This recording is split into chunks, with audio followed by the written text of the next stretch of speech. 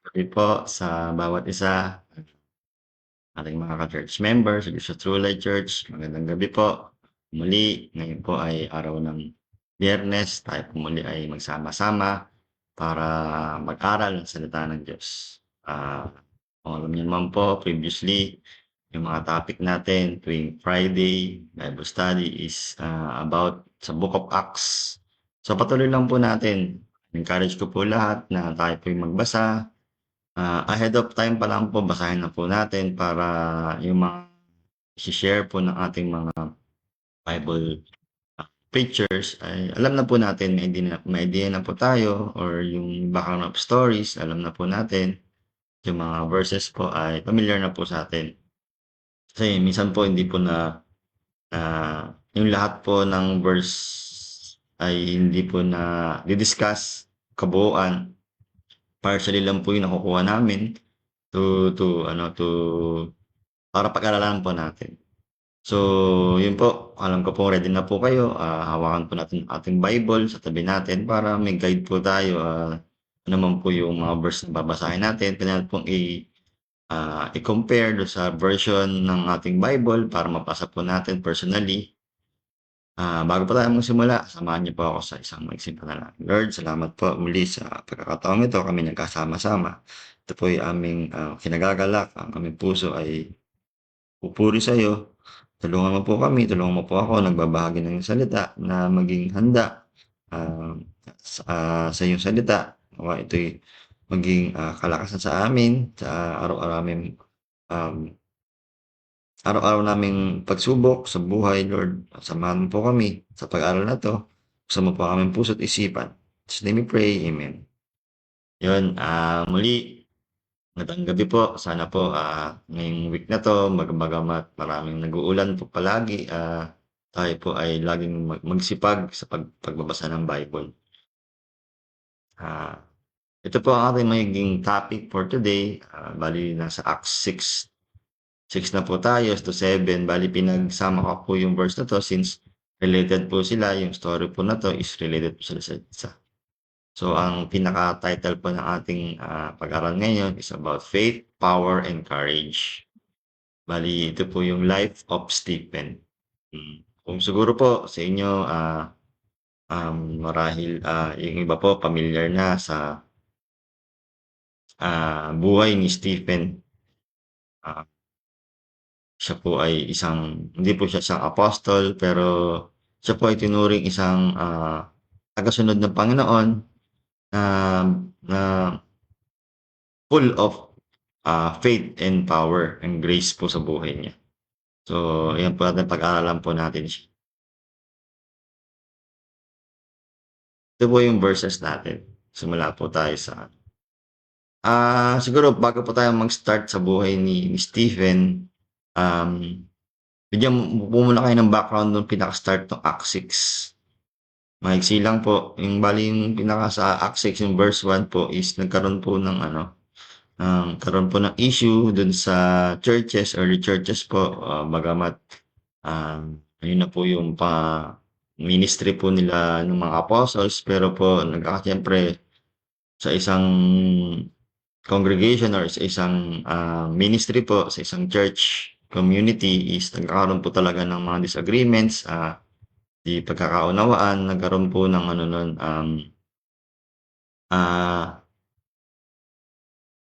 karoon po siya ng hindi po tama yung pamamalakad sa pagbibigay po ng pagkain sa mga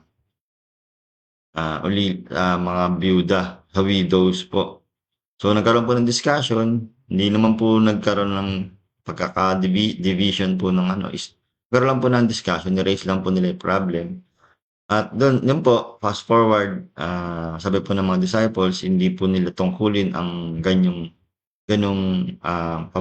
pamamalakad. Pagkus ang ginawa po nila is nag-raise po sila ng 7 na leaders.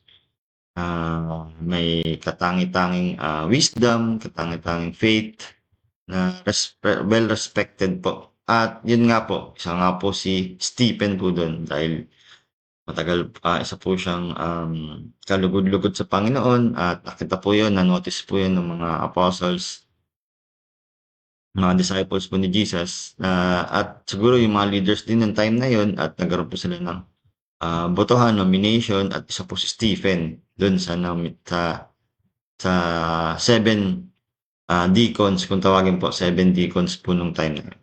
So yun po yung pinaka-start po ng buhay ni bale nabanggit si Stephen sa Bible. So ito po yung verse na babasahin po natin. Start na po tayo sa Acts 6 verse 8. Stephen, a man of full God's grace and power, performed amazing miracles and signs among the people. But one day, some of the men from the synagogue of freed slaves, as it was called, started to debate with him. They were Jews from Cyrene, Alexandria, Sicilia, and the province of Asia. None of them could stand against the wisdom and spirit with which Stephen spoke. Tuloy lang po natin. Sa verse 11 po. So they persuaded some men to lie about Stephen, saying, "We heard him blaspheme Moses and even God." This roused the people, the elders, and the teachers of the religious law. So they arrested Stephen and brought him before the high council.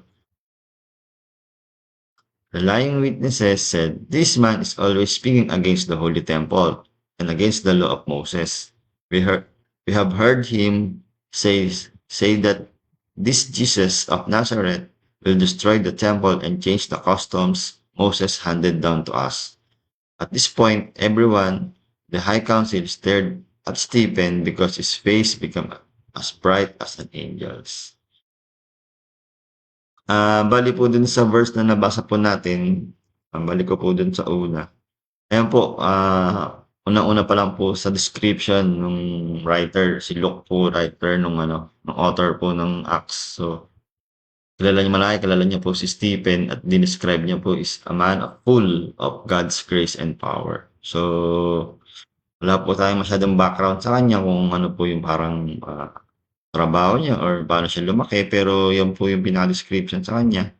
At nagpa-perform din po siya ng miracles and signs among people. So, hindi lang po mga disciples ang pinagkalooban. Marahil, nung bumaba po, na-imagine ko po dito or parang, hindi naman po tayo nakapag-aral, pero yung parang siguro ina-analyze ko lang po is, sama po si Stephen dun sa pagbaba ng Holy Spirit nung sa Acts 3 po ba yan, nung bumaba po yung Acts 2 o Acts 3, bumaba po yung Holy Spirit sa mga disciples at sa mga nag-worship po nung kay Jesus. So, malamang dun po na nag-start si Stephen, maging full of God's grace and power. Then, nagpa-perform din po siya ng miracles and signs among the people.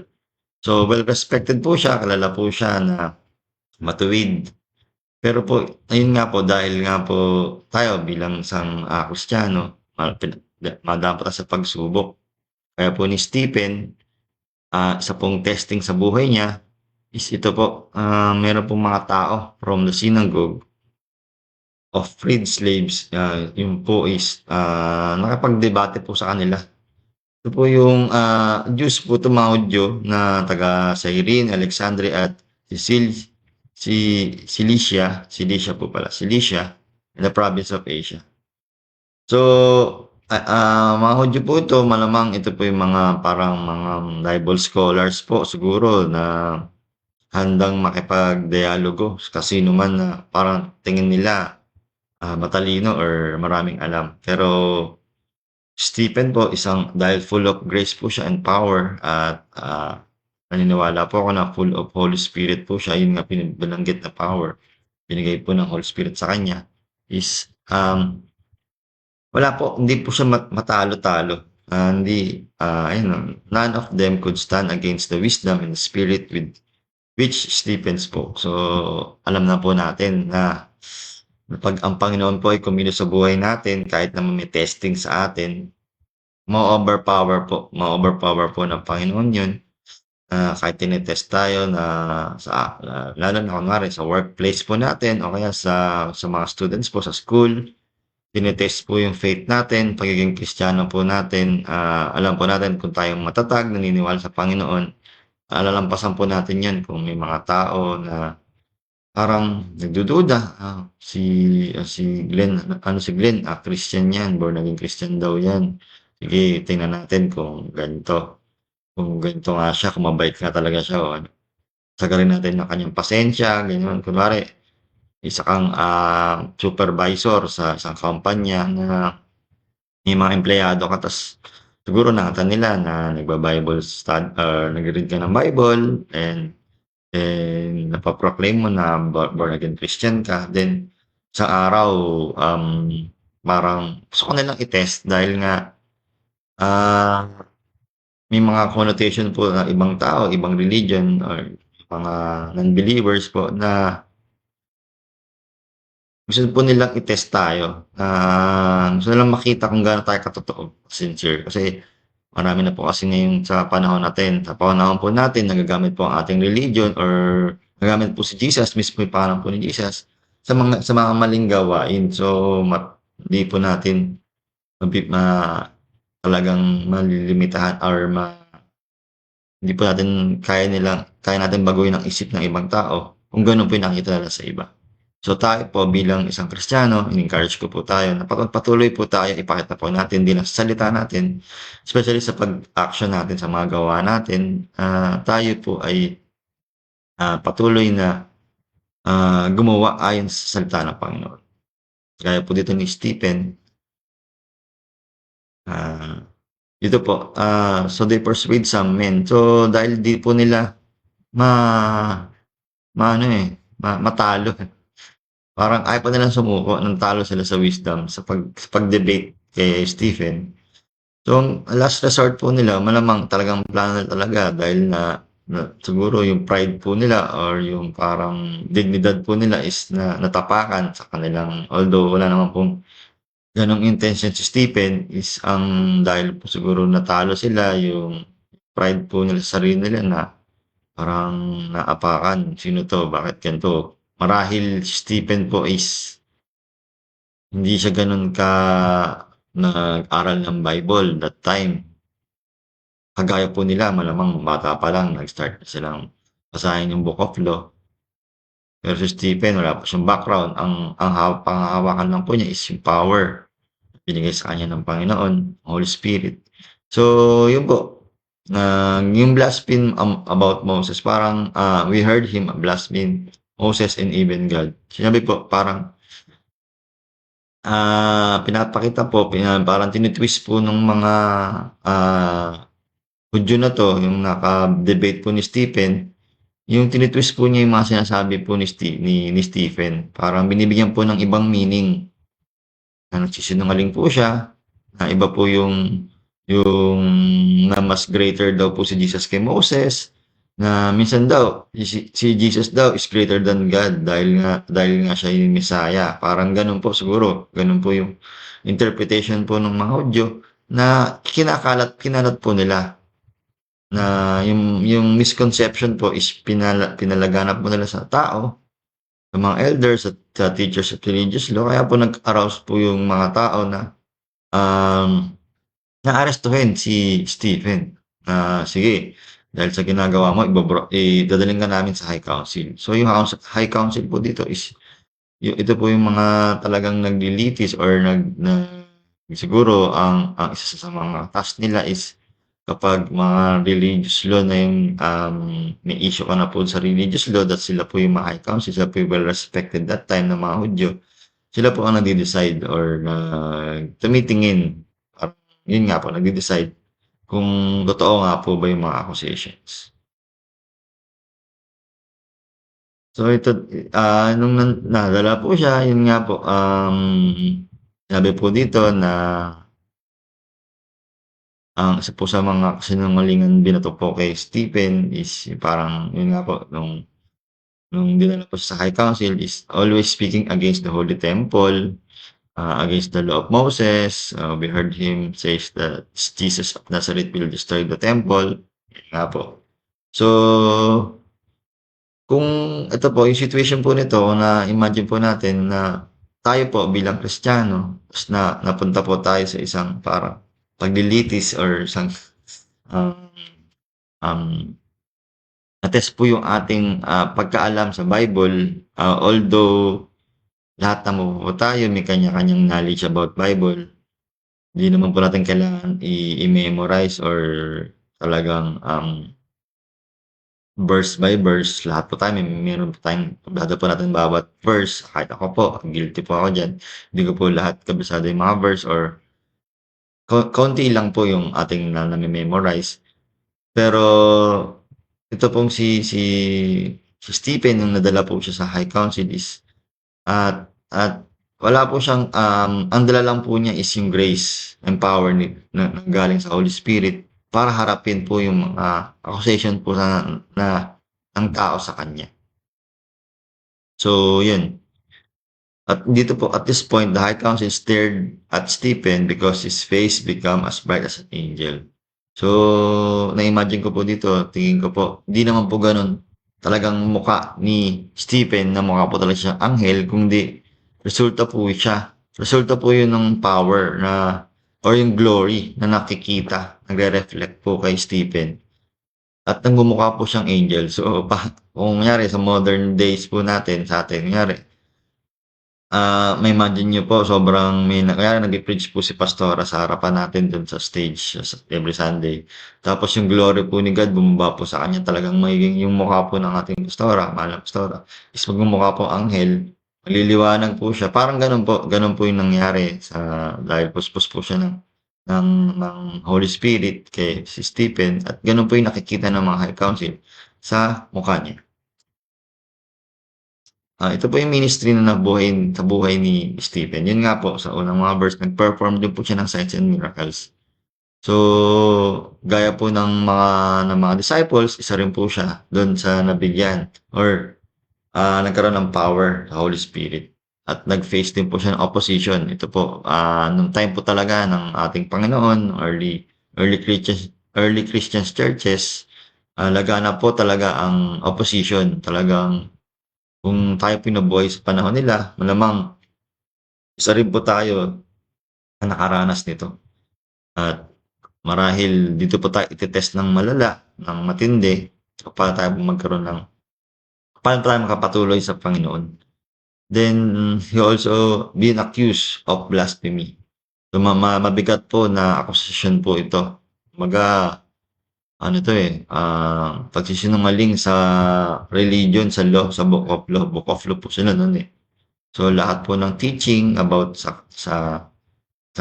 about God, about yung bigay ng law of Moses, inakusasahan po siya na pagsinungaling o pag-twist po niya dun sa truth po na pinanghahawakan po nila. So yan po yung naging buhay ni Stephen. So ito po yung matututunan po lang sa buhay niya is boldness in faith invites opposition but also reveals God's glory.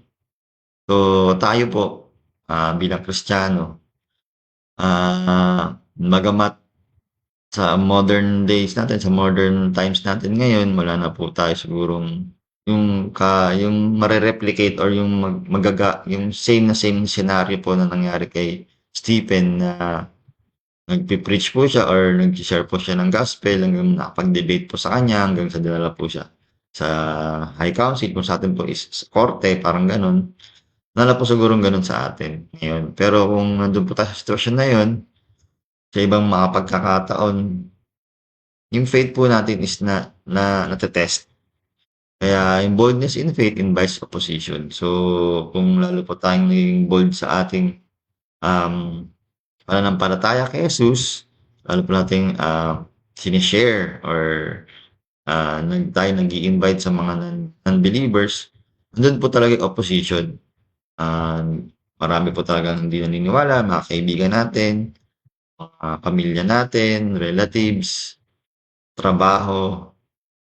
But in this way po, nare-reveal din po yung God's glory sa buhay natin. Gaya po ni Stephen na hindi ba po siya ganun, hindi naman po siya ganun ka-intellectual or but pinahawakan lang po niya na yung faith niya at yung power na binigay sa kanya At yung physically nag-shine, parang naging face like angel po siya, eh. Dun po nakita yung glory ni God sa buhay niya. Then ito po, fast forward, ang nangyari po nun, yung mahaba po kasi yung Acts 7 from verse 1 to 50, mahigit po. Ito po yung mga salaysay po yun ni binigyan po kasi ng pagkakataon magsalita or mag-defend si Stephen ng mga high council. So, binanggit niya po mula kay Abraham, kay Moses, hanggang kay David, hanggang po kay Jesus. Binanggit niya po lahat ng truth about dun sa pinahawakan po niya, at ang pinopoint niya po dun is lahat po ng pinadala po ng Panginoon na mga propeta, mga leaders, religious leaders, ay hindi po inaccept ng mga Hudyo, mga high council na to, yung mga um, Pariseo na to, na nireject po nila lahat. So the Jewish leaders were infuriated by Stephen's accusations, and they shook their fists at him in rage. But Stephen, full of Holy Spirit, gazed steadily into heaven and saw the glory of God. And he saw Jesus standing in the place of honor at God's right hand. And he told them, "Look, I see the heavens open and the Son of Man standing in the place of honor at God's right hand." Then they put their hands over their ears and began shouting. They rushed at him and dragged him out of the city and began to stone him. His accusers took off their coats and laid them at the feet of the young man named Saul. As they stoned him, Stephen prayed, "Lord Jesus, receive my spirit." He fell to his knees, shouting, "Lord, don't charge them with these sins." And with that, he died. Yeah, so yun nga po, yung time po na to, sobrang galit na galit po yung mga Jewish leaders dito dahil sa mga sinabi po ni Stephen. Katotohanan po, puro po katotohanan yun. At siya po ay nagsalita na yun nga po, nag-rage, na-frustrate po yung mga Jewish leaders, yung mga sa high councils po.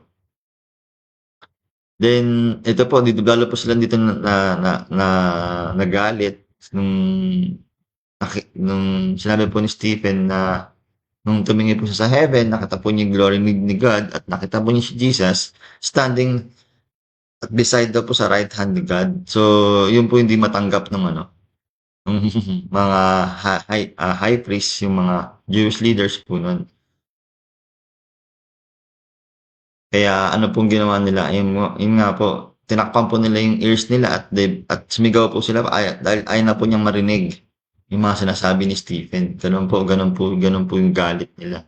At dahil po doon, nilabas po siya sa city at binagbabato po at yun po, bali nabanggit na po dito si Saul, alam na po natin yung story ni Saul. Dati po siyang isang taga-accuser ng mga Kristiyano, followers po ni Jesus.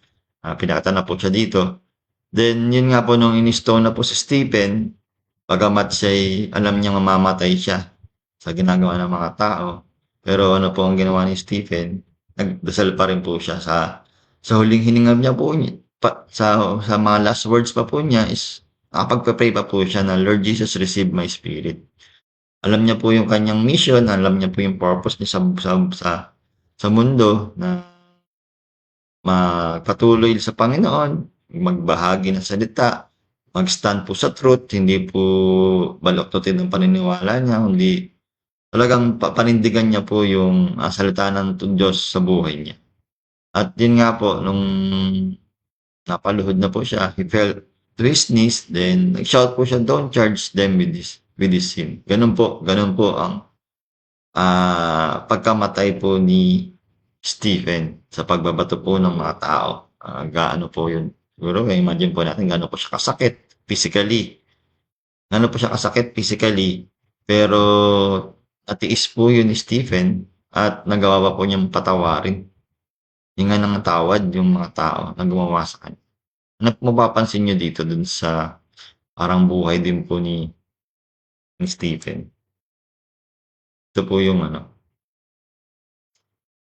parang naging martyr po siya, the martyrdom of Stephen, and accuses leaders of resisting the Holy Spirit and persecuting prophet. Ito nga po yung nagkaroon po siya ng time na i-defend po yung kanyang paniniwala, yung accusation sa kanya. Then sinabi nga niya po na nire-resist niyo kasi lagi throughout the history mula kay Abraham hanggang sa pagdating ni Jesus, si Messiah, is nire-reject niyo po yung yung mga tinatalaga or binibigay ng Panginoon ng mga prophets at pina-persecute niyo po. Yun yung po yung sinabi ni Stephen. Tapos isa po sa niya is yung vision niyo po ni Jesus standing at the right hand of God. Dito po na totally nagalit po yung mga Jewish leaders. Then dahil po doon, stone to death po yung nangyari sa kanya. His last words, forgiveness and surrender. Lord, do not hold these sins against them. So, isa pong isa pong greatest example po talaga si Stephen, na man of faith, power and courage. Sa yung faith po talaga niya kay Jesus, hindi po niya give up, hindi niya po sinurrender yung pananampalataya niya. At alam niya kasi may power siya na nanggagaling sa Holy Spirit. At yun po yung nagbigay sa kanya ng courage na harapin yung kanyang mga opposition, yung mga opposition sa kanya. At doon po nag-glorify yung si God sa buhay niya. Ano po yung lessons and applications na matutunan natin sa buhay bago ko po banggitin to, balik po tayo dun sa isa. Kung napapansin niyo po ano po yung sa buhay ni Stephen, parang may similarity, napansin ko po ito na binabasa ko po siya, is parang may similarity po yung kanyang mga short ministry kay Jesus po. May parallelism po sila ng ako napansin na yun nga, nakusahan din po siya sa pagba-blaspheme. Si Jesus din po dinala sa High Council. Siya rin po dinala sa High Council at nagsalita rin po siya. Dinefend niya po yung sarili niya. Ganon din po si Jesus. At dahil po sa galit ng mga high priest, ay pinatay din po siya. Magkaiba lang po yung way ng kanilang death. Yung kay Jesus po, sobrang humiliated po talaga yun sa cross. Yun po talaga yung pinalano ni God sa kanila. Ito po yung kay Stephen po is doon na rin po siguro yung naging tawag dito, way din po nung mga tao na to na pagpatay sa mga disciples ni Jesus. Dahil parang nung ginawa nila po kay Jesus yung pagpapako sa krus, parang dapat po kung titingnan niyo po, natakot o na-discourage na po yung mga followers ni Jesus dahil baka matulad sila sa pagpapako sa krus, yung mga sacrifices na tiniis ni Jesus, pagpaparusa sa kanya. Pero hindi po kasi nag-stop yung mga disciples o yung mga followers po ni Jesus noong that time na yun. Kaya halos ganito na rin po yung pagkamatay ng mga disciples. Isa po dito Stephen at yung mga iba pong disciples, kung mababasa niyo po yung Bible, masasaklap din po yung kanilang mga pagkamatay. So, meron po silang similarities dahil sa last words po ni Stephen, kapag nakuha niya pong mag-surrender na kanyang buhay at magpatawad. Lessons po na natin kay Stephen is serve God with humility. So, dahil alam niya na yung faith niya is at yung power na binigay ng Holy Spirit na magpapatuloy siya. Bali, inaccept niya po yung ministry niya na siya yung ministry niya, yung unang sa Acts 6 po na sila po yung mga 7 leaders na mamamahala sa distribution ng food. So, with humility, inaccept niya po yung kanyang calling. Doon po yung ministry niya, doon po siya tinawag. Then, yun nga po, dahil full of wisdom siya, be filled.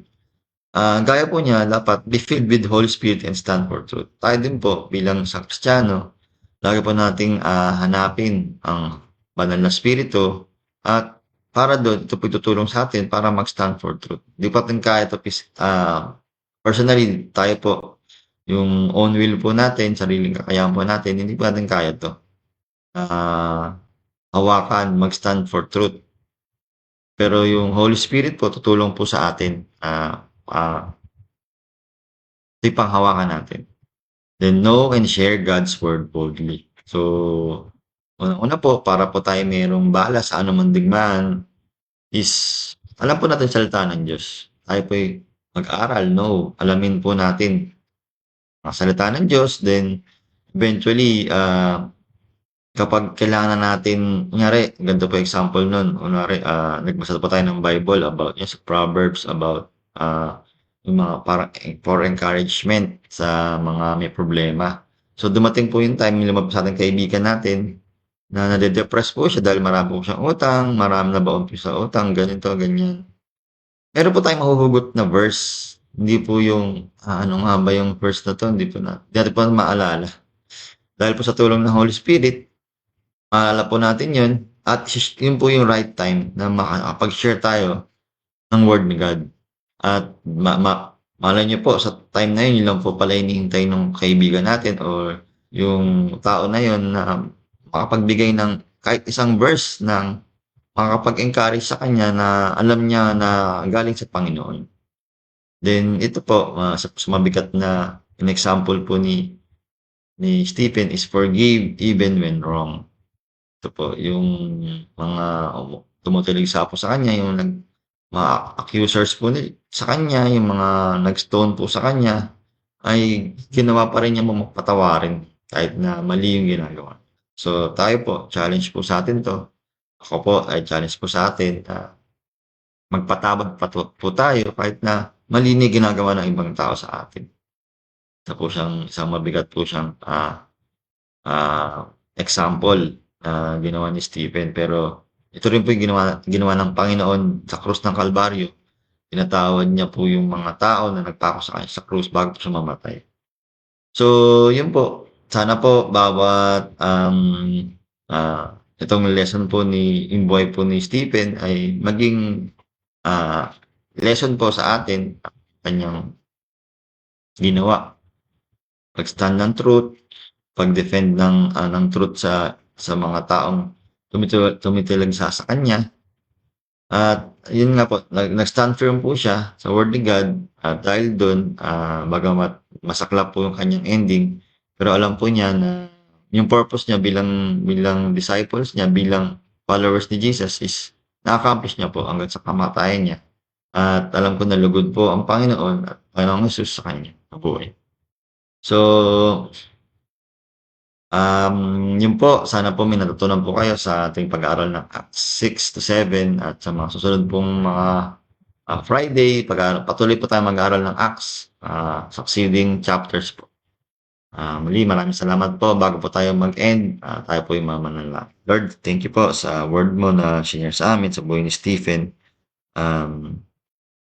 Tunay nga po na kailang po ang makakapagtulong sa amin sa mga accusation, sa mga oppositions na ma-encounter namin bilang Kristiyano. Lord, hindi kami ganun kahusay or full of faith ni Stephen. Pero alam ko po, tutulungan mo kami. Tulong po ng Holy Spirit, kami yung talalakasin, pananampalataya namin para makapag-share kami boldly sa ibang tao na nangangailangan ng iyong salita, ng iyong kaligtasan, Lord. Kung kami man darating sa punto na kami usigin, kami ay lalayuan, kami ay pagkatawanan o kung ano man po.